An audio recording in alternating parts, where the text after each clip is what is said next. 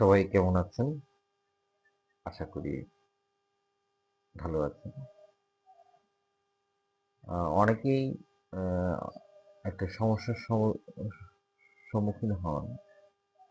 যে অনেক সময় বলেন যে, আপনি যে টিডিএস এটা এইভাবে কথাটা আসে, declared bank TDS is not found in declared income অথবা এরকম একটা আছে bank TDS claimed more than the declared income।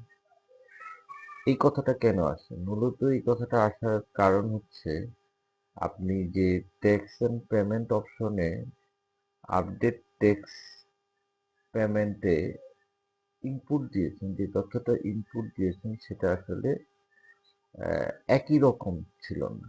অর্থাৎ আপনি ভিন্ন ভিন্ন তথ্য, অর্থাৎ ইনকাম ট্যাক্সে আপনি যে তথ্য সেকশনে যে তথ্যটা দিয়েছেন, ট্যাক্স এন্ড পেমেন্ট সেকশনে সেই তথ্যটা একরকম হয়নি।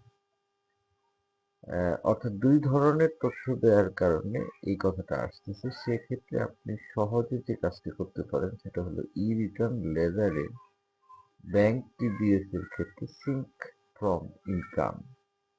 এখানে যদি ক্লিক করেন তাহলে আপনি আগে যে ইনকাম সেকশনে আপনি যে টিডিএসটা তথ্যটা লিখেছেন সেটা এখানে অটো চলে আসবে।